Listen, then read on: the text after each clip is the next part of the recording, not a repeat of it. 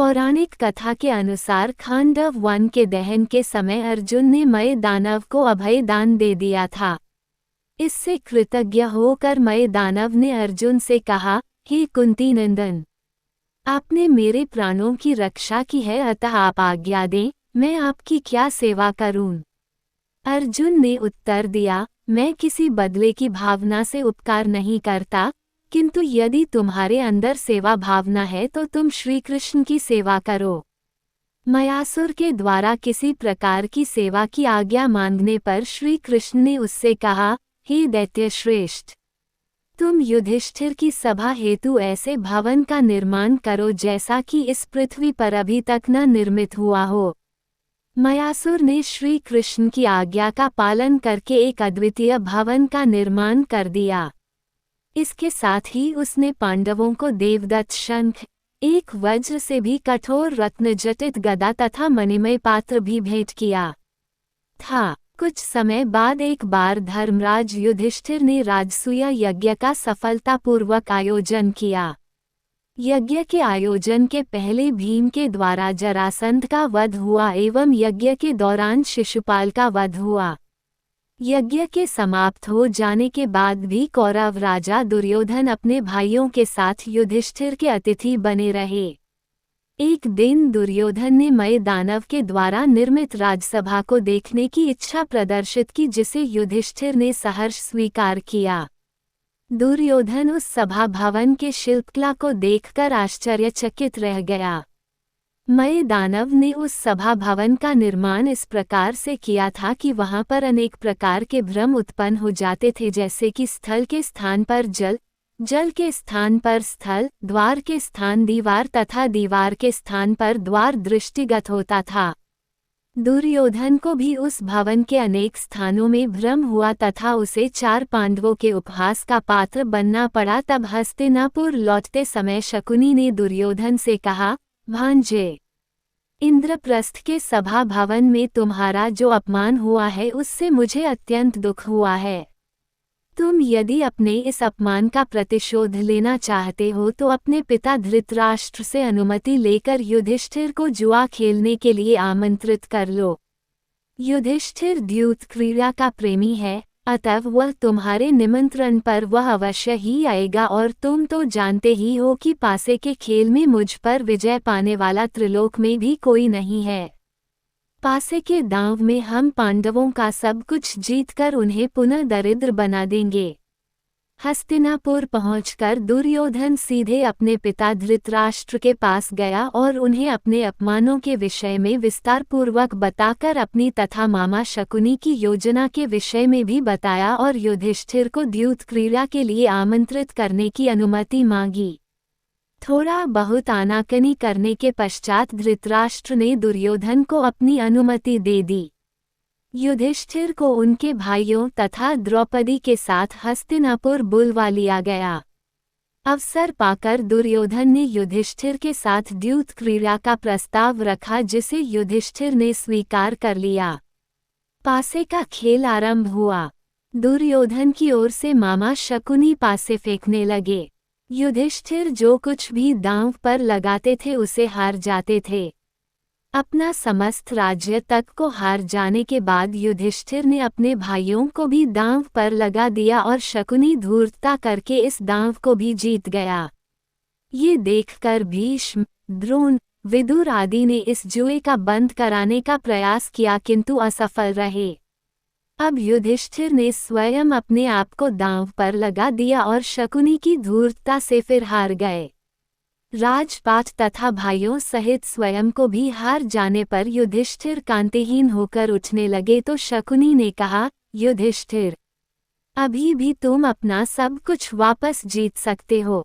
अभी द्रौपदी तुम्हारे पास दांव में लगाने के लिए शेष है। यदि तुम द्रौपदी को दांव में लगाकर जीत गए तो मैं तुम्हारा हारा हुआ सब कुछ तुम्हें लौटा दूंगा। सभी तरह से निराश युधिष्ठिर ने अब द्रौपदी को भी दांव में लगा दिया और हमेशा की तरह हार गए।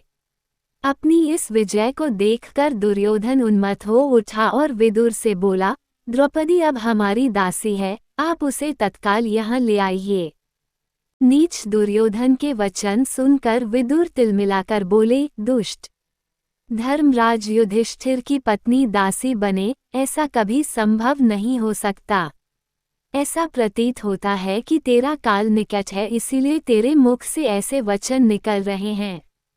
परंतु दुष्ट दुर्योधन ने विदुर की बातों की ओर कुछ भी ध्यान नहीं दिया और द्रौपदी को सभा में लाने के लिए अपने एक सेवक को भेजा। वह सेवक द्रौपदी के महल में जाकर बोला, महारानी, धर्मराज युधिष्ठिर कौरवों से जुआ खेलते हुए सब कुछ हार गए हैं। वे अपने भाइयों को भी आपके सहित हार चुके हैं, इस कारण दुर्योधन ने तत्काल आपको सभा भवन में बुलवाया है। द्रौपदी ने कहा, सेवक, तुम जाकर सभा भवन में उपस्थित गुरुजनों से पूछो कि ऐसी स्थिति में मुझे क्या करना चाहिए। सेवक ने लौटकर सभा में द्रौपदी के प्रश्न को रख दिया। उस प्रश्न को सुनकर भीष्म, द्रोण आदि वृद्ध एवं गुरुजन सिर झुकाए मौन बैठे रहे। ये देखकर दुर्योधन ने दुशासन को आज्ञा दी, दुशासन, तुम जाकर द्रौपदी को यहाँ ले आओ। दुर्योधन की आज्ञा पाकर दुशासन द्रौपदी के पास पहुंचा और बोला, द्रौपदी, तुम्हें हमारे महाराज दुर्योधन ने जुए में जीत लिया है। मैं उनकी आज्ञा से तुम्हें बुलाने आया हूँ। ये सुनकर द्रौपदी ने धीरे से कहा, दुशासन, मैं रजस्वला हूँ, सभा में जाने योग्य नहीं हूँ क्योंकि इस समय मेरे शरीर पर एक ही वस्त्र है। दुशासन बोला, तुम रजस्वला हो या वस्त्रहीन, मुझे इससे कोई प्रयोजन नहीं है। तुम्हें महाराज दुर्योधन की आज्ञा का पालन करना ही होगा। उसके वचनों को सुनकर द्रौपदी स्वयं को बचाने के लिए गांधारी के महल की ओर भागने लगी, किंतु दुशासन ने झपट कर उसके घुंघराले केशों को पकड़ लिया और सभा भवन की ओर घसीटने लगा। सभा भवन तक पहुँचते पहुँचते द्रौपदी के सारे केश बिखर गए और उसके आधे शरीर से वस्त्र भी हट गए। अपनी ये दुर्दशा देखकर द्रौपदी ने क्रोध में भरकर उच्च स्वरों में कहा, रे दुष्ट, सभा में बैठे हुए इन प्रतिष्ठित गुरुजनों की लज्जा तो कर। एक अबला नारी के ऊपर यह अत्याचार करते हुए तुझे तनिक भी लज्जा नहीं आती। धिक्कार है तुझ पर और तेरे भरतवंश पर। ये सब सुनकर भी दुर्योधन ने द्रौपदी को दासी कहकर संबोधित किया। द्रौपदी पुनः बोली, क्या वयोवृद्ध भीष्म, द्रोण, धृतराष्ट्र, विदुर इस अत्याचार को देख नहीं रहे हैं? कहाँ है मेरे बलवान पति? उनके समक्ष एक गीदड़ मुझे अपमानित कर रहा है। द्रौपदी के वचनों से पांडवों को अत्यंत क्लेश हुआ, किंतु वे मौन भाव से सिर नीचा किए हुए बैठे रहे। द्रौपदी फिर बोली, सभासदों, मैं आपसे पूछना चाहती हूँ कि धर्मराज को मुझे दांव पर लगाने का क्या अधिकार था? द्रौपदी की बात सुनकर विकर्ण उठकर कहने लगा, देवी द्रौपदी का कथन सत्य है। युधिष्ठिर को अपने भाई और स्वयं के हार जाने के पश्चात द्रौपदी को दांव पर लगाने का कोई अधिकार नहीं था, क्योंकि वह पांचों भाई की पत्नी है, अकेले युधिष्ठिर की नहीं।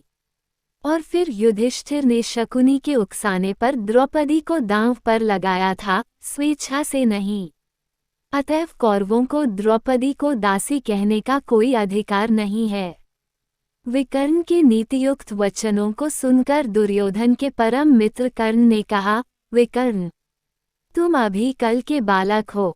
यहाँ उपस्थित भीष्म, द्रोण, विदुर, धृतराष्ट्र जैसे गुरुजन भी कुछ नहीं कह पाए, क्योंकि उन्हें ज्ञात है कि द्रौपदी को हमने दांव में जीता है। क्या तुम इन सब से भी अधिक ज्ञानी हो?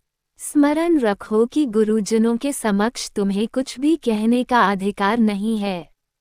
कर्ण की बातों से उत्साहित होकर दुर्योधन ने दुशासन से कहा, दुशासन, तुम द्रौपदी के वस्त्र उतार कर उसे निर्वस्ना करो।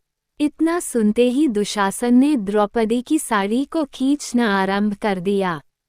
द्रौपदी अपनी पूरी शक्ति से अपनी साड़ी को खींचने से बचाती हुई वहां पर उपस्थित जनों से विनती करने लगी, आप लोगों के समक्ष मुझे निर्वसन किया जा रहा है, किंतु मुझे इस संकट से उबारने वाला कोई नहीं है।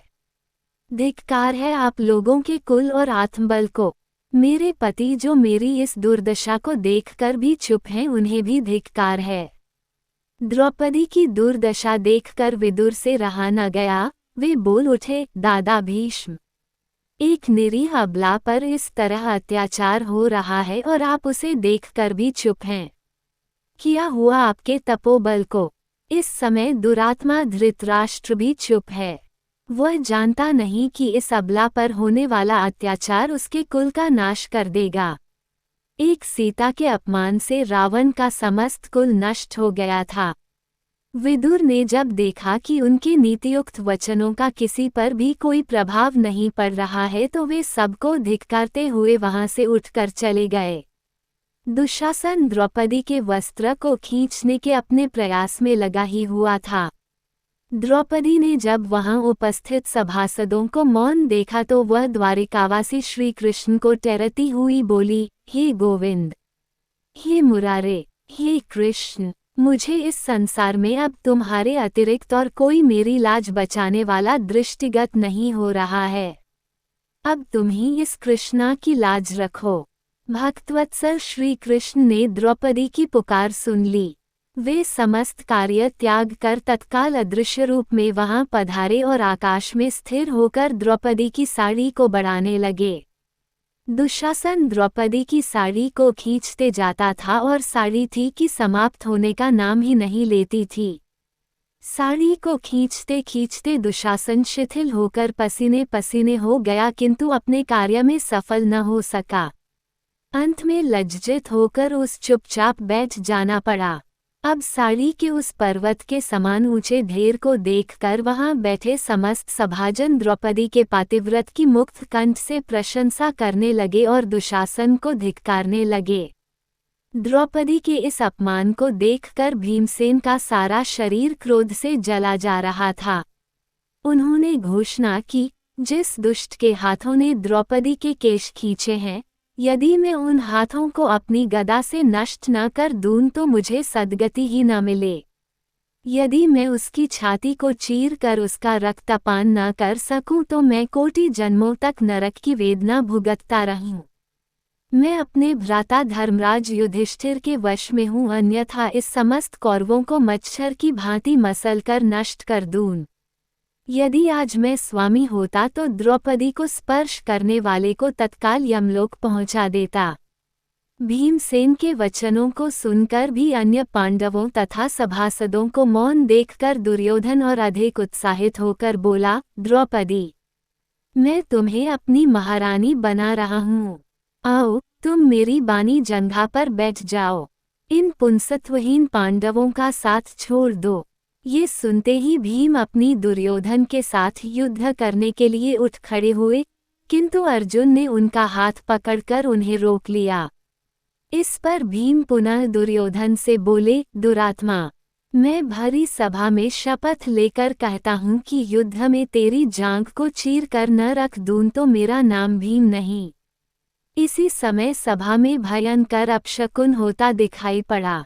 गीदड़ कुत्तों के रुदन से पूरा वातावरण भर उठा। इस उत्पात को देखकर धृतराष्ट्र और अधिक मौन न रह सके और बोले उठे, दुर्योधन, तू दुर्बुद्धि हो गया है। आखिर कुछ भी हो, द्रौपदी मेरी पुत्र वधू है। उसे तू भरी सभा में निर्वस न कर रहा है। इसके पश्चात उन्होंने द्रौपदी से कहा, पुत्री, तुम सचमुच पतिव्रता हो। तुम इस समय मुझसे जो वर चाहो मांग सकती हो। द्रौपदी बोली, यदि आप प्रसन्न हैं तो मुझे यह वर दे कि मेरे पति दास्ता से मुक्ति पा जाएं। धृतराष्ट्र ने कहा, देवी, मैं तुम्हें यह वर दे रहा हूँ। पांडवगण अब दास्ता मुक्त हैं। पुत्री, तुम कुछ और मांगना चाहो तो वह भी मांग लो। इस पर द्रौपदी ने कहा, हे तात, आप मेरे पतियों के दिव्य रथ एवं शस्त्रास्त्र लौटा दें। धृतराष्ट्र ने कहा, तथास्तु। पांडवों के दिव्य रथ तथा अस्त्र शस्त्र लौटा दिए गए। धृतराष्ट्र ने कहा, पुत्री, कुछ और मांगो। इस पर द्रौपदी बोली, बस तात, क्षत्राणी केवल 2 वर ही मांग सकती है। इससे अधिक मांगना लोभ माना जाएगा।